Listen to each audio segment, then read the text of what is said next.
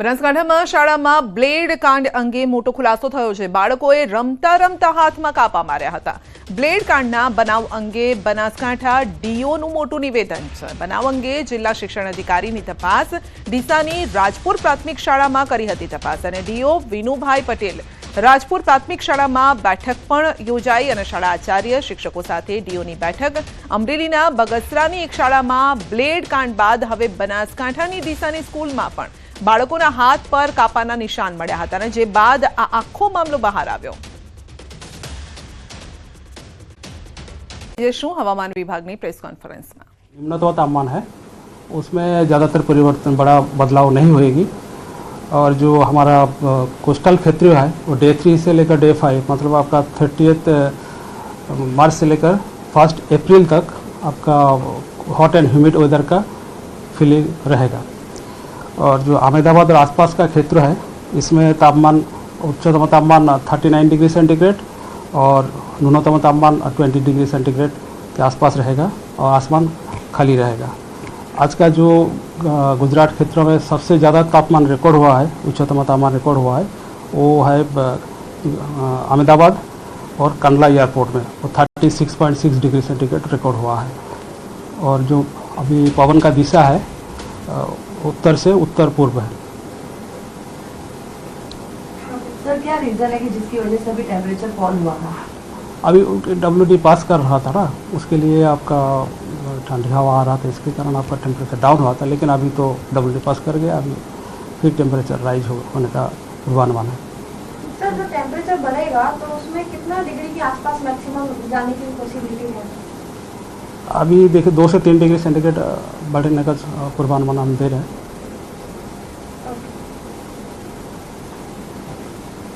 उत्तर से उत्तर पश्चिम में सर ये लास्ट वाला उत्तर से उत्तर पूर्व। उत्तर से उत्तर पूर्व। सर लास्ट वाला जो सवाल पूछा ना उसका आपने ये पहले तो बोल ही दिया कि 2 से 3 डिग्री बढ़ेगा। अब एग्जैक्ट वैल्यू मांग रहे हो ना? नहीं मतलब 40 डिग्री हुआ कि 41 डिग्री हुआ ये पूछे। एग्जैक्ट भी नहीं 40 से 41 या 42 ऐसा बीच का। રત્ન કલાકારોએ ફરી હડતાલનું શસ્ત્ર ઉગામ્યું છે। 30 માર્ચે સુરતમાં રત્ન કલાકારો મહારેલી કાઢશે તો સુરત ડાયમંડ વર્કર્સ યુનિયન દ્વારા જાહેરાત કરાઈ છે અને વેતન અને હીરાના ભાવમાં વધારાની માંગ સાથે મહારેલી નીકળશે। યુનિયને બેનર અને ઢોલ વગાડી રત્ન કલાકારોને રેલીમાં જોડાવવા માટે આહવાન કર્યું।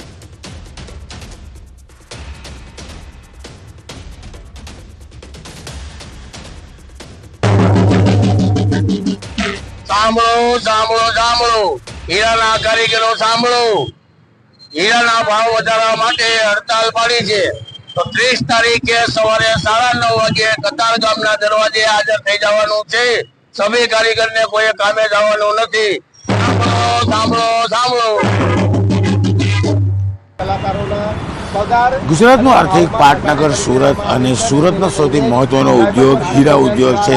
સુરતના હીરા ઉદ્યોગને લઈને હીરા નગરી કહેવામાં આવે છે, ત્યારે હીરા ઉદ્યોગમાં છેલ્લા 2 વર્ષથી જે પ્રકારે મંદીનો માહોલ છે જેને લઈને હવે રત્ન કલાકારો હડતાલ પર ઉતરવા જઈ રહ્યા છે। આપણી સાથે રત્ન કલાકાર સંઘના ઉપપ્રમુખ ભાવેશ ટાક્ષ આપણે સીધા વાત કરીએ। ભાવેશભાઈ, કેમ હડતાલનું શસ્ત્ર ઉગમવું પડ્યું? 10 તારીખના રોજ અમે કલેક્ટર સાહેબને કીધું હતું કે હીરા ઉદ્યોગની અંદર કામ કરતા રત્ન કલાકારોનો 30% ભાવ વધારો કરવામાં નહીં આવે તો અમે હડતાલ ઉપર ઉતરીશું। ત્યારબાદ એવું પણ કહેવામાં આવ્યું હતું કે સરકાર રત્ન કલાકારોની મદદ કરે, પરંતુ આજે 17-18મો દિવસ છે। મુખ્યમંત્રી સાહેબે કીધું હતું કે 2 દિવસની અંદર એક્શન પ્લાન ઘડવામાં આવશે, એની કમિટીનું પણ નિર્માણ થઈ ગયું છે। પ્રફુલભાઈ પાંચેરિયા, હર્ષભાઈ સંઘવી, MK દાસ સાહેબ, બળવંતસિંહજી રાજપૂત, આ તમામ લોકોની એક કમિટીનું નિર્માણ જેમ જેમ માહિતી જોતી હતી એમ અમે પૂરી પાડી છે। કલેક્ટર સાહેબે પણ રિપોર્ટ કર્યો છે। લેબર ડેપ્યુટી કમિશનર પાસે તમામ સંગઠનોની એક બેઠક મળે છે અને બેઠકની અંદર સર્વાનુમતે તમામ સંગઠનો સ્વીકારે છે કે રત્ન કલાકારોના ભાવ મોંઘવારી મુજબ વધવા જોઈએ। એમાં સુરત ડાયમંડ એસોસિએશન પણ આવી જાય છે। તો સુરત ડાયમંડ એસોસિએશને હજુ સુધી માલિકોને અપીલ લેટર કેમ નથી લખ્યો એ સૌથી મોટો પ્રશ્ન છે। એટલા માટે આજે અમારે હડતાલનું શસ્ત્ર એટલા ભાઈડીમાં આવેલ વિબ્ગ્યોર હાઈસ્કૂલમાં એબીવીપી દ્વારા વિરોધ નોંધાવવામાં આવ્યો છે. તો છેલ્લા 1 મહિનાથી ફીના મામલાને લઈ વિબ્ગ્યોર સ્કૂલ ચર્ચામાં છે અને જે મામલે શાળાને એફઆરસીની નોટિસ પણ મળી છે અને છતાં પણ આ નોટિસને સંચાલકો ઘોડીને પી ગયા હોય તેમ લાગે છે, જેથી એબીવીપીએ સ્કૂલના મેઇન ગેટ પાસે ફ્લોર પર બેસીને વિરોધ નોંધાવ્યો. એબીવીપીએ કહ્યું છે કે શાળા નિયમ વિરુદ્ધ ફી ઉઘરાવી રહી છે. સ્કૂલની ફી એફઆરસીએ 1.30 લાખ નક્કી કરી છે, તો સામે સ્કૂલ વાલીઓ પાસેથી 4 થી 5 લાખ ફી વસૂલાઈ રહી છે. છેલ્લા મહિનાથી જે વાલીઓ છે એમના દ્વારા પણ રજૂઆત કરવામાં આવી છે કે ફીઝનો જે વિષય છે એ તાત્કાલિક ધોરણે એનું નિરાકરણ લાવવામાં આવે. એફઆરસીની ગાઈડલાઇન્સ પ્રમાણે એની જે ફીસ છે એ લેવામાં આવવી જોઈએ, પરંતુ ક્યાંક ને ક્યાંક સ્કૂલનું જે તંત્ર છે એ ગાંઠતું નથી. જિલ્લા શિક્ષણ અધિકારી એફઆરસી છે તે નોટિસ આપી રહી છે, તેમ છતાં પણ જો સ્કૂલના તંત્ર આના પર કંઈ નિરાકરણ નથી લાવી શકતું ત્યારે જે વિદ્યાર્થી પરિષદ મેદાને ઉતર્યું છે. વડોદરા શહેરમાં ખાનગી શાળા સંચાલકો ડીઓ કચેરીને કે એફઆરસી કમિટીને ગાંઠતા નથી, એના કારણે એબીવીપી મેદાને ઉતર્યું છે. અત્યારે વિબ્ગ્યોર સ્કૂલ ખાતે જે એબીવીપી છે તે પહોંચ્યું છે અને જોઈ શકાય છે કે ફ્લોર પર બેસીને અહીંયા વિરોધ જે છે તે નોંધવામાં આવી રહ્યો છે. ઉલ્લેખનીય બાબત છે કે વિબ્ગ્યોર સ્કૂલ સામે અનેકવાર વાલીઓ જે છે તે ફીના મામલે ઉઘાડી લૂંટની રજૂઆત કરી ચૂક્યા છે, પરંતુ ડીઓ કચેરીએ નોટિસ આપીને અને તેમજ 30,000નો દંડ ફટકારીને સંતોષ માન્યો છે, પરંતુ આજ દિન સુધી જે વાલીઓની માંગ જે છે તે સંતોષાઈ નથી. વડોદરા શહેરમાં ખાનગી શાળા સંચાલકો ડીઓ કચેરી કે પછી એફઆરસી કમિટીને ગાંઠતા નથી, એના કારણે વાલીઓની વેદના સાંભળીને આજે એબીવીપીએ મેદાને ઉતરવું પડ્યું છે અને ભાયલી સ્થિત જે વિબ્ગ્યોર સ્કૂલ છે તે વિરોધ પ્રદર્શન કરવામાં આવી રહ્યું છે. હાર્દિક દીક્ષિત, ન્યૂઝ 18 ગુજરાતી, વડોદરા. તો સ્કૂલ બહાર એબીવીપીએ કર્યા છે સૂત્રોચ્ચાર અને જે ફીનો મામલો છે તે મામલે વિરોધ થઈ રહ્યો છે, કારણ કે એફઆરસીએ નક્કી કરેલી છે જે ફી તેનાથી વધારે ઉઘરાવવામાં આવી રહી છે. એક તરફ વાલીઓ પણ નારાજ છે, બીજી તરફ એબીવીપીએ પણ ફી વધારો પાછો ખેંચવા માટે રજૂઆત કરી છે. રજૂઆત ન સાંભળતા તેઓએ વિરોધ કર્યો છે. પોલીસ પણ ત્યાં પહોંચી હતી, જેથી મામલો વધુ ઉગ્ર ન બને, ઘર્ષણ જેવી સ્થિતિ ન સર્જાય તેને લઈને પહોંચી હતી પોલીસ પણ. સ્વામીની ટિપ્પણી સામે માયાભાઈ આહિરનું નિવેદન. આ બફાટ કે ભૂલ નથી, માયાભાઈનું કહેવું છે. આ છાપેલી વાત કરે છે. દ્વારકાધીશથી મોટું થવાની કોશિશ ન કરાય. સનાતન તોડો નહીં, સનાતનની સાથે રહો. વિનંતી કરીને એટલું કહું છું કે આ બફાટ નથી, આ ભૂલ નથી, આ તો છાપેલી વાતો એ લોકો કરે છે. આવું પુસ્તકોમાં છાપી નાખ્યું છે, તો જાણી જોઈને દ્વારકાધીશ કરતા મોટું થવાની કોશિશ ન કરાય. અને પહેલી વાત તો એ છે કે હજી સુધી દ્વારકાધીશનો નેજો જે 52 ગજની ધજા જે ફડાકા મારે છે ને, એવી ધજા હજી બીજા દેવ ઉપર નથી લાગી, બીજા ભગવાન ઉપર નથી લાગી. અને આ ભગવાન છે, જગતગુરુ છે. કૃષ્ણમ વંદે જગતગુરુ યદા યદા હિ ધર્મસ્ય જ્ઞાન નિર્ભવતી ભારતમ. આ શ્લોકને તમે તમારામાં નાખી અને તમે એવો પણ એક સ્વામીજીએ વિડીયો મૂકેલો છે કે આ કોના માટે લખાણું છે, એના પણ કેટલા ખુલાસા તમે કર્યા છે. પ્લીઝ પગે લાગીને કહીએ છીએ, સનાતન તોડો નહીં, સનાતનની પૂજા કરો. તાલુકાના ખેડૂત એકતા મંચના પ્રમુખે અરવલ્લી કલેક્ટરને પત્ર લખ્યો છે. મેશ્વો જળાશયમાંથી નદીમાં પાણી છોડવા અંગે પત્ર લખ્યો છે. ઉનાળાની શરૂઆત થતા નદી કાંઠાના વિસ્તારોમાં કુવા અને બોર તળ નીચે જતા રજૂઆત કરાઈ છે. મોડાસા અને ભિલોડા તાલુકાના ખેડૂતોને પાણી મળે તે માટે માંગ કરાઈ છે. જો મેશ્વો ડેમમાંથી નદીમાં પાણી છોડાય છે તો આસપાસના 30 જેટલા ગામડાઓને તે પાણી મળી રહેશે. પાણીની અછત સર્જાતા ઘાસચારો અને પશુઓ માટે મુશ્કેલી ઊભી થાય તેવી સ્થિતિમાં કારણે પત્ર લખી અને પાણી છોડવા માટે માંગ કરી છે. મેશ્વો નદીની અંદર મેશ્વો ડેમનું પાણી છોડવામાં આવે તો મેશ્વો નદી કિનારે આવેલા 30 થી 40 ગામડાઓને ફાયદો થાય તેમ છે. આજુબાજુ વિસ્તારના લોકો, ખેડૂતોને ખૂબ ફાયદો થાય એમ છે. છોડાવી દે તેવી આગાહી. ગુજરાતવાસીઓ આકરી ગરમી માટે તૈયાર રહેજો. તો એપ્રિલ માસમાં વધારે ગરમી પડવાની છે, તો ગરમીનો બીજો રાઉન્ડ અત્યારે તમે જોશો, પરંતુ એપ્રિલમાં તો માથા ભારે ગરમી પડવાની છે. ચામડી દઝાડી દે તેવી ગરમી પડશે. મધ્ય ગુજરાત માટે એપ્રિલ મહિનો ખૂબ જ આકરો રહેવાનો છે.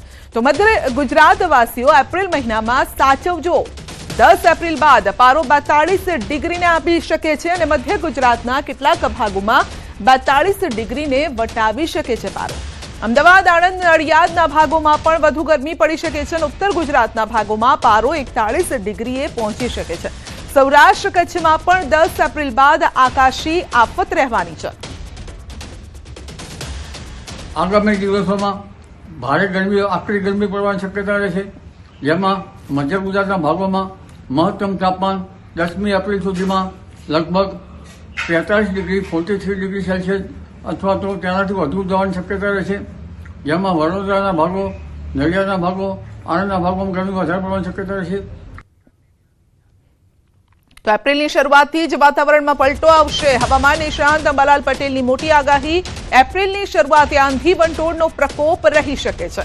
કેટલાક ભાગોમાં હળવો વરસાદ પણ થઈ શકે છે. માર્ચ અંત અને એપ્રિલ શરૂઆતમાં મોસમનો મૂડ બદલાશે. આગામી એપ્રિલ માસની શરૂઆતમાં આંધી વંટોળ અને મોસમ પરિવર્તનમાં ઘણો વાતાવરણમાં બદલાવ આવશે, જેમાં હમણાં લગભગ માર્ચ માસના અંતથી એપ્રિલ માસની શરૂઆત સુધીમાં હવામાનમાં પલટો આવશે અને કેટલાક ભાગમાં છાંટા થવાની શક્યતા રહેશે. ખાસ કરીને બંગાળ ઉપસાગરનો ભેજ અને અરબ સાગરના ભેજના કારણે વાતાવરણમાં પલટો આવશે.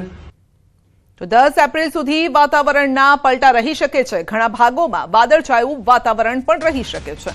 બંગાળ ઉપસાગરમાં સાયક્લોન થવાની પણ શક્યતા છે. 14 એપ્રિલ પછી વધુ સાયક્લોન બની શકે છે અને મે માસમાં ખતરનાક સાયક્લોન બની શકે છે. 10 મે થી 8 જૂન વચ્ચે ખતરનાક સાયક્લોન બનશે.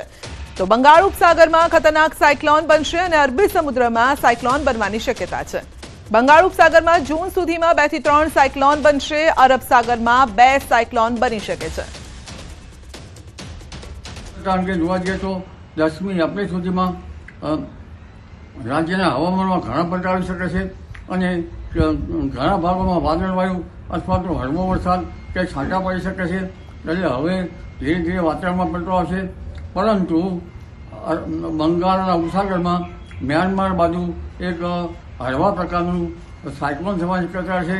ક્યારેક ડિપ્રેશન સુધી જઈ શકે, પરંતુ વધુ પડતા સાયક્લોન તો 14મી એપ્રિલ પછી બનશે અને ખતરનાક સાયક્લોન મે માસમાં બનવાની શક્યતા રહેશે.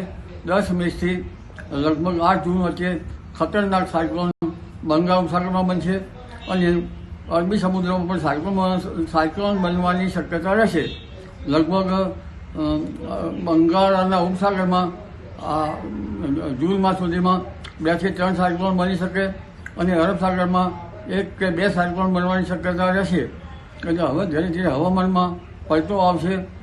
વરસાદ અંગે જોવા જઈએ તો આ વખતે ચોમાસુની ગતિવિધિ સમયવાહી પ્રવાહ ઉપર આધાર રહેશે. જો સમયવાહી પ્રવાહનું જોર રહેશે ગિરનારી પવનનું, તો શરૂઆતમાં વરસાદ થવાની શક્યતા રહેશે, પરંતુ ઉપલા લેવલમાં વાદળને ઠંડક મળવી જોઈએ અને આ વખતે સમયવાહી પ્રવાહનું જોર રહેવાની શક્યતા રહેશે.